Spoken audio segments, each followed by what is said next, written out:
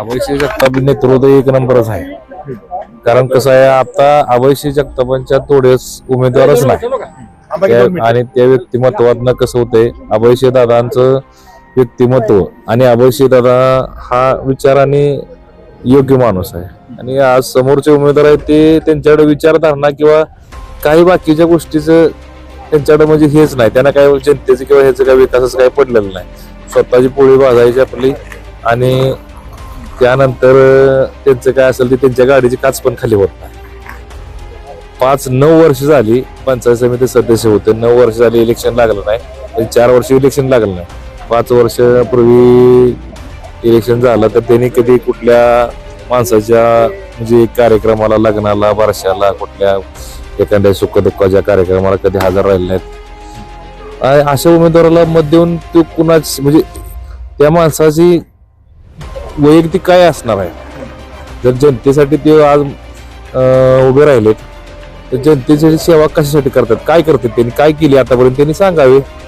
आणि जनतेला त्यांनी म्हणजे आता जसं दादानी शब्द दिला मी काय केलं आणि काय करावं, तसं त्यांनी सांगावं त्यांच्या भाषणातनं की मी काय केलं 9 वर्षात आणि मी आता काय करणार आहे म्हणून.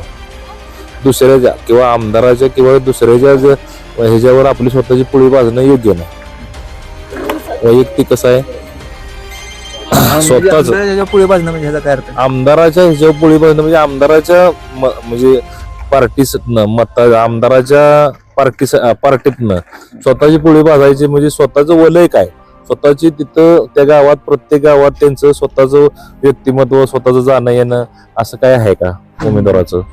आणि उमेदवार असताना कसं आहे, आमदार आणि त्यांच्याकडे उमेदवार हा म्हणजे वैचारिक दृष्टिकोनानं चालत नाही, फक्त त्यांच्याकडे पैशाचा उमेदवार लागतो. त्यांच्याकडे पैसा असणारा उमेदवार, ते मग अंगठा बहादूर असो नाहीतर तो कसाही असो,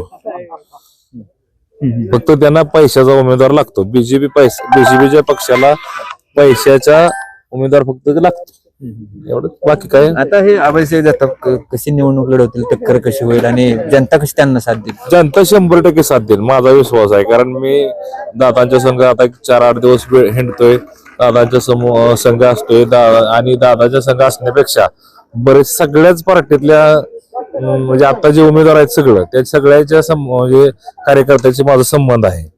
पण कसं असते, दादा वैयक्तिक माणूस कसं आहे, आज आपल्या म्हणजे एक आमदारकी खासदारकी लढवणारा माणूस झेडपी लढवतोय म्हणजे आमच्या गटासाठी तो एक आमदारच असल्यासारखा आहे.